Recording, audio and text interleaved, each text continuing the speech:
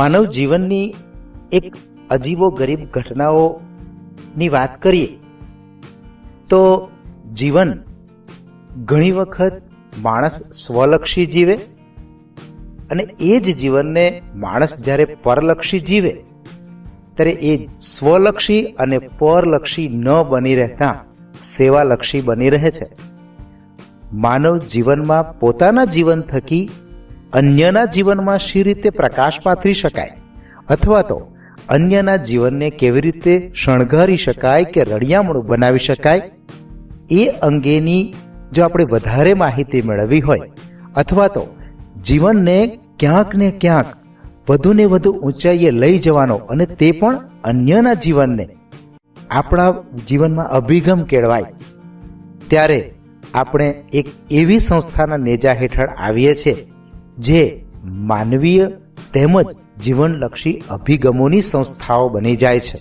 Community development society CDS આવી જ એક સંસ્થા છે જે પોતાના કાર્યો થકી પોતાની સેવા થકી અન્યના જીવનમાં પ્રેમ, પ્રકાશ અને આનંદના અગણિત અજવાળા પાથરી ચૂક્યું છે અને તે સિલસિલો હજુ પણ અવિરતપણે ચાલુ છે. એ હેતુનો જે અભિગમ છે, વાહ! એ તો મનોજભાઈ જેવી વ્યક્તિ જ સમાજમાં ઉત્તમ દાખલો બેસાડી શકે એમની સેવા થકી, એમના કાર્યો થકી. આવો મળીએ મનોજભાઈને, ક્યાંક રૂબરૂ, ક્યાંક કાર્યો થકી અને ક્યાંક સેવા થકી.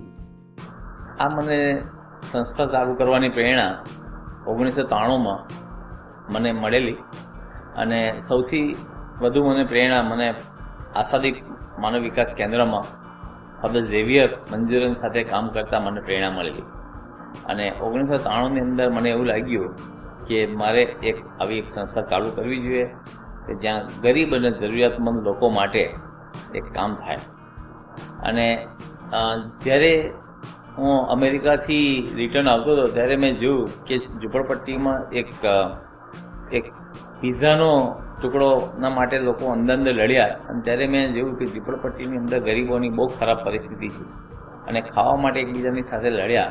ત્યારે એવું થયું કે મારે આ વર્ગ સાથે કામ કરવું જોઈએ અને એટલા માટે અમે સૌથી પહેલાં અમે ઝૂંપડપટ્ટીની અંદર જે કચરા વીણતા બાળકો જે છે એમના માટે અમે ઝૂંપડપટ્ટીની અંદર જ બાલવાડી ચાલુ કરી અને બાલવાડીઓ ચાલુ કરી ત્યાર પછી અમને કામ કરતાં કરતાં એવું થયું કે જે જુવાન બહેનો જે છે એમનું પુષ્કળ શોષણ થઈ રહ્યું છે અને એ પુષ્કળ શોષણના સંદર્ભમાં અમે જ્યારે એમની સાથે વાત કરી કે તમે આ જે બહેનો જે છે તો બહેનો તમે આમાંથી બહાર આવો અને તમારું અમે જ્યારે મેડિકલ ચેકઅપ કામ કર્યું ત્યારે અમને ખ્યાલ આવ્યો કે ઘણી બધી બહેનોને HIV પણ હતા.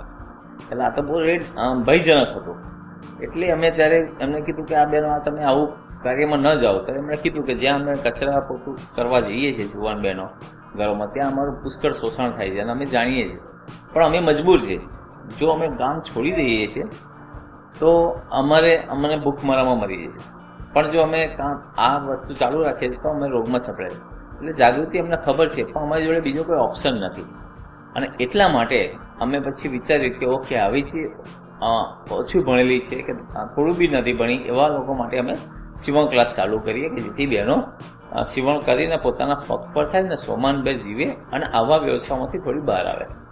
એટલે ઝૂંપડપટ્ટીની બહેનો માટે અમે સીવણ ક્લાસ ને બધું ચાલુ કર્યું અને સીવણ ક્લાસ ચાલુ કરતાં અમને પછી ખ્યાલ આવ્યો કે ફક્ત સીવણ જ નહીં પણ બીજું પણ કામ કરી શકીએ અને એટલે પછી અમે જે થોડી ભણેલી બહેનો છે એમના માટે અમે કોમ્પ્યુટર સેન્ટર ચાલુ કર્યું. તમે જોઈ શકો છો કે અમારી જે બહેનો આજે અહીં ફક્ત કોર્સ કર્યા પછી એ લોકો ખૂબ સારી રીતે પગભર થયા છે.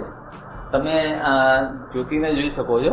જ્યોતિ અમારી એક વિદ્યાર્થીની જ હતી અને આજે ખૂબ સરસ રીતે એ અમારા ત્યાં કોમ્પ્યુટર ટીચર તરીકે અમારે ત્યાં જ કામ કરે છે અને પોતે સ્વાવલંબી બની છે. એટલે ખૂબ જ સરસ રીતે જ્યોતિએ આજે કામ કરી છે અને અમારું બધું જ કામ જ્યોતિ કોમ્પ્યુટરમાં ખૂબ સરસ રીતે કામ કરી રહી છે. અને ત્યાર પછી અમને લાગ્યું કે એની સાથે બ્યુટી પાર્લરનો કોર્સ કરી કે જેમાં બહુ ભણતરની જરૂર નથી અને સારી એવી ઇન્કમ છે. એટલે અમે મહેંદી ક્લાસ ને બ્યુટી પાર્લર ચાલુ કર્યા. અમારી બહેનો બ્યુટી પાર્લર પણ અહીં શીખે છે અને બ્યુટી પાર્લર કર્યા પછી ઘણી સારા એવા બ્યુટી પાર્લરની અંદર જોબ કરે છે અને પોતાના પણ બ્યુટી પાર્લર ચાલુ કર્યા છે. અને અમારી જ દીકરીઓ આજે બ્યુટિશિયન થયા છે. તમે અહીં જોઈ શકો છો કે આ મીનાતબેન એ અમારા ત્યાં જ અહીં બ્યુટી પાર્લરનો કોર્સ શીખ્યો અને આજે અમારા ત્યાં પોતે બ્યુટિશિયન તરીકે કામ કરી રહ્યા છે. તો અમારી જ દીકરીઓ આજે ઘણા પ્રોફેશનલ પર ગયા છે અને ઘણી બધી દીકરીઓ પોતાના પગ પર થઈ છે અને સ્વાવલંબન બની છે. અને બ્યુટી પાર્લર ચાલુ કર્યા પછી અમને છેલ્લે એવું જાણ્યું કે ઘણી ગામડાની બહેનો જે છે અને ખાસ તો ક્રિશ્ચન સમાજની બહેનો છે કે જે નર્સિંગમાં જાય છે અને ત્યાં પુષ્કળ પૈસા છે, પુષ્કળ એની ફી છે અને ઘણી બધી બહેનો આ કરી શકતી નથી. એટલા માટે અમે બહુ જ ઓછી ફીની અંદર અમે નર્સિંગ સેન્ટર અને સ્પોકન ઇંગ્લિશ પણ ચાલુ કર્યું કે જેમાં ગામડાની ગરીબમાં ગરીબ બહેનો અને જરૂરિયાતમંદ બહેનો એમાં લાભ લઈ શકે. તો આ રીતે અમારે CDSની અંદર જે જુવાન બહેનો જે છે એના માટે અમે સીવણ class, computer class, beauty parlour, mehndi class, nursing class આવા અમે વિવિધ કોર્સો ચાલુ કર્યા છે. અને અમારી જ્યાં ઝૂંપડપટ્ટી છે આણંદની અંદર ત્યાં બધી જ જગ્યાએ અમે ફ્લોરી બાલવાડી ચાલુ કરેલી છે કે ત્યાં કચરા વીણતા જે બાળકો છે એ બાળકોને અમે ભણાયા છે. સ્લમની અંદર જ અમારે ટીચર જાય છે અને ત્યાં જ અમારી બાલવાડી કે જેથી બાળકોને ત્યાં રહે અને બાળકોનો વિકાસ થાય. તમે જોઈ શકો છો કે આ અમારું સીવણ ક્લાસ છે અને આ સીવણ ક્લાસની અંદર અમારી જે બહેનો છે એ પોતાના પગ પર થાય એ હેતુથી આ કામ કરી રહ્યા છે. આ સીવણ ક્લાસની અંદર એ લોકોને ભણતરની કોઈ જરૂર નથી, પણ એ લોકો પોતાની અત્યારે ખૂબ જ સારી એવી રોજી મળી રહી છે. ડ્રેસ, બ્લાઉઝની અંદર એ લોકો ખૂબ સારી રીતે કમાઈ રહ્યા છે. અને અમારી બહેનો આ સીવણ ક્લાસ કર્યા પછી અમે એ લોકોના મશીનની પણ વ્યવસ્થા કરી આપી છે. અને આજે ઘણી બધી ગામડાની બહેનો અને શહેરની બહેનો એ પોતાના ઘરે ધંધા ચાલુ કર્યા છે. સાથે સાથે ઘણી બધી ગાર્મેન્ટ ફેક્ટરીની અંદર પણ નોકરીઓ મળી રહી છે. તો આ રીતે સીવણ ક્લાસ એ અમારો ખૂબ જ સરસ રીતે ચાલે છે અને એકદમ નજીવી ફીમાં અમારી બહેનો સીવણ ક્લાસ શીખી રહી છે. છેવાડાના માનવીને સ્પર્શે તેવું, અદનામાં અદના માનવીને સ્પર્શે તેવું પોતાની સંસ્થા થકી કાર્ય કરીને સમાજને એક ઉત્તમ વ્યક્તિની ભેટ આપનાર CDSના સ્થાપક શ્રી મનોજભાઈ મેકવાન તેમને આખા ભારતની અનેક સેવાભાવી સંસ્થાઓની સાથે જ્વેલ ઓફ ઇન્ડિયા એટલે ભારત દેશનું એક ઘરેણું, એ સન્માન પ્રાપ્ત થાય છે. સન્માન પ્રાપ્ત થવું એ સાહજિક બાબત છે, પણ સન્માનની પાછળ રહેલો હેતુ, એ હેતુનો જે અભિગમ છે, વાહ! એ તો મનોજભાઈ જેવી વ્યક્તિ જ સમાજમાં ઉત્તમ દાખલો બેસાડી શકે. જ્વેલ ઓફ ઇન્ડિયાનો એવોર્ડ જ્યારે મને મળ્યો છે ત્યારે મને ખૂબ આનંદ થાય છે કે આપણા સૌનો પુરસ્કાર અને સૌની મહેનતના લીધે આપણને આ એવોર્ડ મળ્યો છે. એટલે ખૂબ આનંદ થાય છે. આનંદ એટલા માટે થાય છે કે આ કોઈ પણ જાતના બિન પોલિટિકલી લીડરો દ્વારા આ એક એવોર્ડ આપવામાં આવે છે અને કામની સેવાની કદર કરી છે. આમાં CBIના વડા જોગિંદર સાહેબ, ચૂંટણી કમિશનર શ્રી કૃષ્ણામૂર્તિ સાહેબ અને ચીફ ઇલેક્શન કમિશનરના વડા, આવા નોન પોલિટિકલી અને બંધારણીય વડાઓના હસ્તે જ્યારે એવોર્ડ આપવામાં આવ્યો ત્યારે મને ખૂબ આનંદ થયો અને મને એવું લાગ્યું કે આનાથી મને અનહદ આનંદ છે અને સાથે સાથે મને મારી જવાબદારી પણ વધી ગઈ છે. એવોર્ડ એક અલગ વસ્તુ છે, પણ કામની કદર કરી છે અને એનાથી આપણા સમાજનું એમણે ગૌરવ વધાર્યું છે. સાથે સાથે મને આજે એક વસ્તુ કહેવી છે કે આ એવોર્ડથી મારે બહુ જવાબદારી વધી છે અને મારે વધુને વધુ કામ કરવાની મારી ફરજ બની છે અને હવે મારે વધારે કામ કરવું પડશે. લોકોની અપેક્ષાઓ જે છે સેવી પડશે અને ગરીબ અને જરૂરિયાતમંદ લોકો માટે જેટલું બને એટલું હું કામ કરવાની બાંહેધરી આપું છું અને ચોક્કસ હું આ કામ કરવા તૈયાર છું.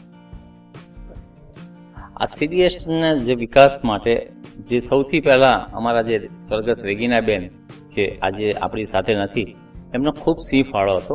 સૂર્યાબેન પ્રજાપતિ, કુસુમબેન વોરા, કમલેશ સાહેબ, સિરીલ સાહેબ, અશોકભાઈ, જસવંતભાઈ વાઘેલા, આવા જે કમિટેડ સ્ટાફ હતો અને એ સ્ટાફ ખૂબ જ મહેનત કરી છે અને આજે આ તમામ બહેનોના લીધે આજે CDSનો સર્વાંગી વિકાસ થયો છે.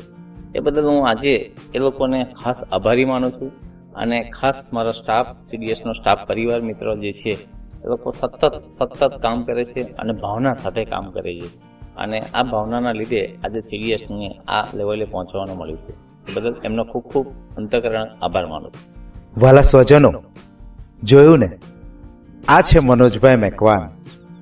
આ એવા એક આપણા સાથીદાર, એક આપણી એવી વ્યક્તિત્વની આપણી સાથે રહેલી એક એવી અનુભૂતિ જેમણે અન્યના જીવનમાં આનંદના સૂર રેલાવ્યા.